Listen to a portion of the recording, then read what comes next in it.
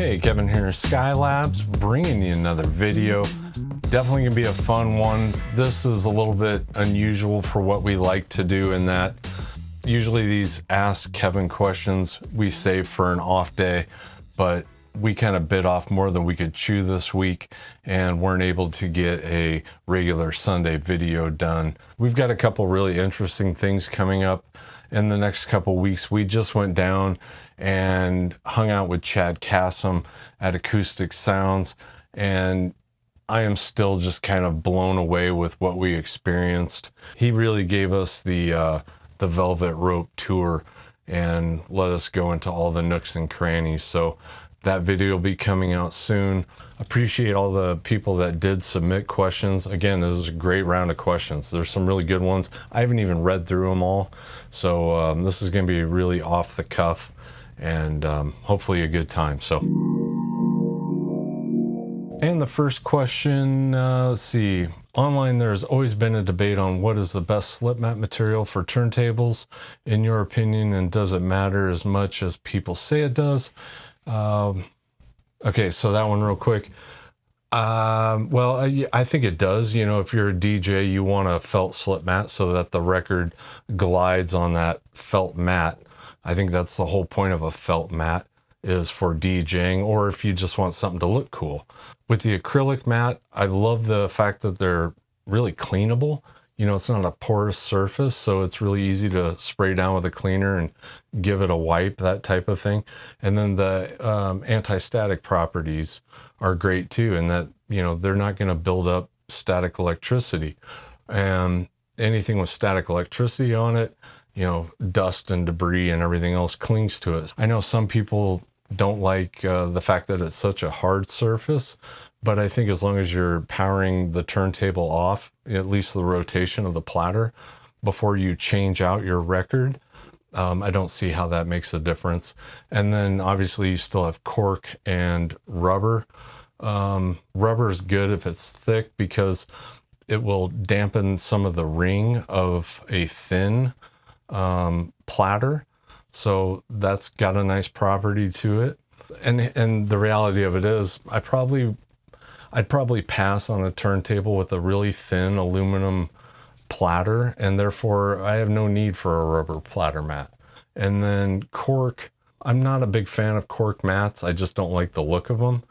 I know a lot of people swear by them, and maybe there are some benefits. However, unless there's going to be a huge difference, I tend to buy things for the way they look, because that still plays a big part in what I use and what I like. And I know that's not a reason to buy something for audio purposes, but unless it's going to have a huge dramatic effect on it, I'll give looks a little bit of a deciding factor in what I'm using. And I like the looks of acrylic, so that's usually what I use.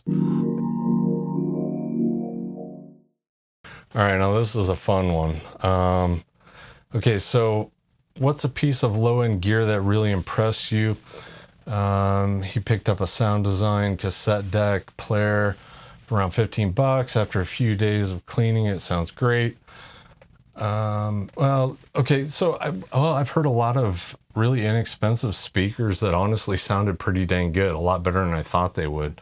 I don't remember any models off the top of my head, but I have picked up a few of these, what are considered kind of tri-fi tube amplifiers, and I've been really impressed with those. That's why we're going to be doing a couple videos about them coming up here soon.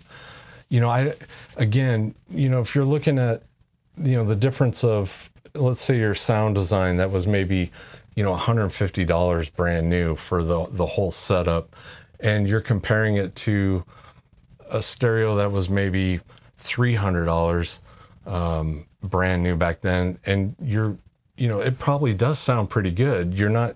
That's not a big jump in quality there, you know.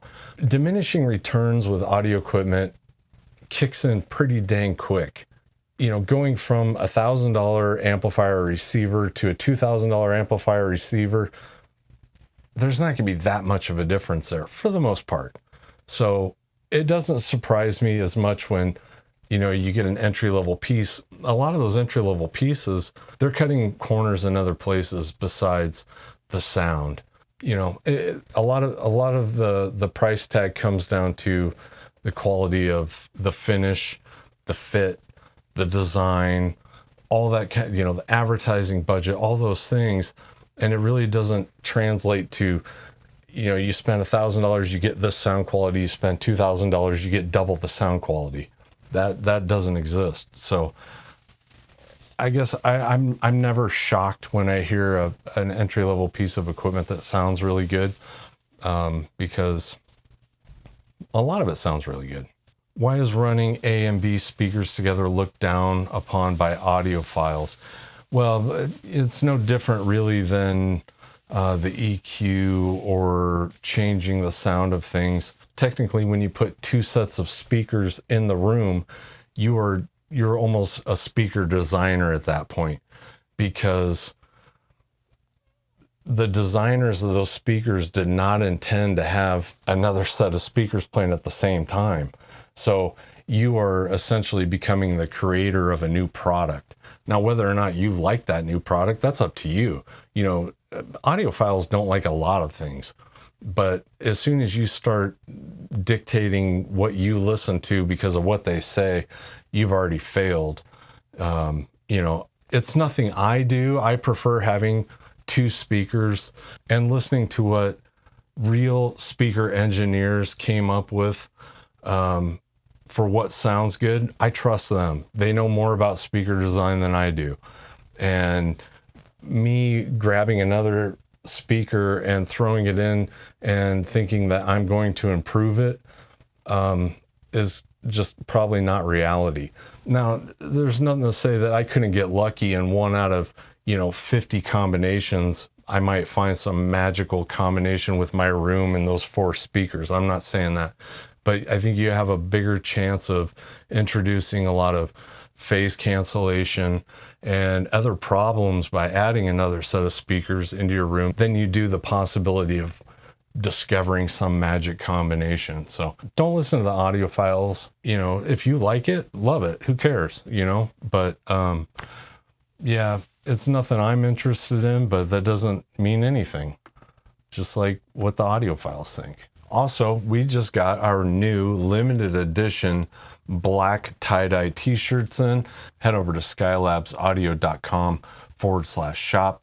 Grab one of these shirts before they're gone, because they will be gone.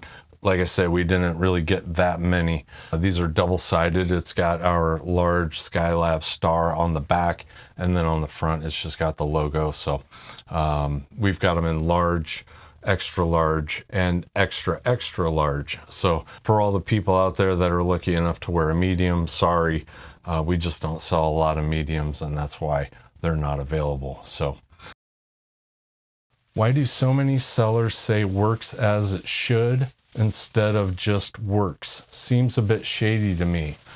Actually, no. I think I understand why, and that's because a lot of times we have people come in. Let's say they bring in a receiver and they say it works. So I put speaker cables on it, I turn it on, and I don't get any audio out. And then this happens, and I'm not kidding. This happens more than you might think it would, more than I thought it would. And I don't get any sound out. And I'll be like, what do you mean this works? I'm not getting any audio out of it. And they're like, I guess I didn't try it with speakers. I just, it powered on. And so I think that's why people are starting to say it works as it should, because what they're saying is it doesn't just light up, which is what a lot of people assume is working. And it's insane, because you're right, it is lighting up. And if that's the only intention of that piece of electronics is to illuminate, then yes, they're correct, it works.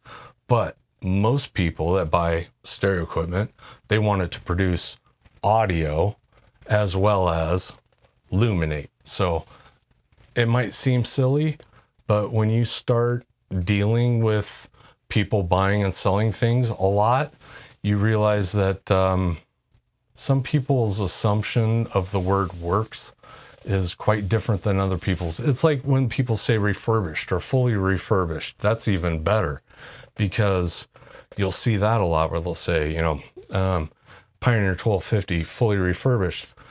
And then you call them on the phone and you say, oh, cool, it was fully refurbished. What was done to it? And they'll say, well, we blew it out with the air compressor and we cleaned the pots. And so that's fully refurbished to them, where that is not fully refurbished to most people. And fully refurbished is a completely vague term. There's no definition of fully refurbished. So I think when somebody's being extra descriptive, like the person saying works as intended, they're just kind of covering their bases a little bit. You run into some interesting people when you run a business and you buy and sell a lot of things. A lot of people are shady, but I don't think saying something works as intended is shady. And I'm just going to kind of summarize this one, but I think the gist of it is, I'd like to hear your thoughts on putting together a system, and if you prefer sticking to a brand or color, or think it's better to mix and match. And since you're just asking for my personal opinion, this is strictly just going to be my personal opinion. And that is, I think some things I like matching and other things I don't. There's some things that I'm not going to sacrifice matching for. And mainly that's speakers. Companies that manufactured speakers didn't manufacture equally good amplifiers or turntables or whatnot. That's just my opinion on it. But, when I think about the brands that I really like for speakers, that's really all they did. And there are a few amplifier manufacturers that did make a few good models of speakers. I guess at this point, because I've experienced so many speakers, that I guess I'm kind of a speaker snob. And so brand matching, it doesn't really do anything for me. It has to stop at some point already because of the speaker problem. If I only had one stereo system and I could only pick one brand, there would be compromises in order to make that happen that I wouldn't do. So I'm a fan of old school receivers, be it 2-channel or quad. What are the advantages to having an integrated amp over the aforementioned? I barely graduated high school. Aforementioned receivers. If you want the best AM FM receiver out there and the best amplifier and preamplifier out there, most likely they're not going to be in the same box or the same chassis. If that, because that really is the big benefit to having separate components, being able to get a really good Kenwood tuner and put it with a really good Yamaha integrated amplifier. So you're getting, what a lot of people considered maybe the best tuner, and you're putting it with what a lot of people would consider the best integrated. Really, with a receiver, you're just kind of limiting your choices. But, there's a lot to be said for that. There's less cable management. You've got one unit, everything's built in. You just have less components, and it's more consolidated and easier to just put on a shelf. I don't think there's much more to it than that, personally. Do Class D amplifiers sound different than Class AB amplifiers? If so, how are they different? Most of the new stuff is coming with Class D amplification. I am new to the field, but I am debating which kind of amp I should buy. I like rich bass sound. Yeah, I definitely think they sound different, but there's some big things to take into consideration here. Class D has gotten a lot better. There's no question. But, are we talking about a $50 Class D amplifier or a $5,000 Class D amplifier? Because that's two totally different things. And the same could be said about AB topology. As a general rule, I think Class D amplifiers lend themselves to fast bass. they've been known to sound sterile and boring, but that's changing. And once again, the price of that changes everything. You know, it all comes down to price. I think you can get good rich bass out of a Class D amplifier, and I think you can get good rich bass out of a Class AB amplifier. And but unless you've got a couple models in mind, or unless you've got a couple price points in mind, there's just no way of answering that. So, what are your favorite hot mix vinyl pressings? Boy, I don't know if I've got a good answer for you on that one. I had a Robert Ludwig Zeppelin II. It was in really bad condition, and I sold it. I maybe shouldn't have sold it. But I don't know of a lot of hot mix vinyl. That's not a really big deal for me. I don't mind. I would rather the pressing be really good and quiet than be a hot mix, because I've got enough amplification that I can make any source as loud as I want it to be. You know, as long as I'm not having to put a ton of noise into over amplifying. But for the most part, I think the majority of records are cut at a reasonable rate that any decent amplifier can get you as loud as a result as you want. So I don't look for hot mixes, I guess. It's just not something that I care about. All right, I think we got a couple quick ones here. Do you recommend slip mats on vintage turntables? And I already answered that one, but he says, same question for record weights put on top of the record. And some people will come at it with an angle of it helps flatten the record. And you'll see other people talk about how it's kind of like making your record a 1 pound record, however much the weight of the record weight is. So like, you know, when you have a 120 gram record or a 180 gram record, the assumption is the 180 gram record is better. And I use a record weight on all my turntables, and it is for no other reason at all other than I think it looks cool. And that is the absolute truth. I don't think it's helping hold that record down. I don't think it's helping keeping that record flat. I don't think it's changing the sound of the record because it's got that weight on it, but I think it looks cool. And that's it.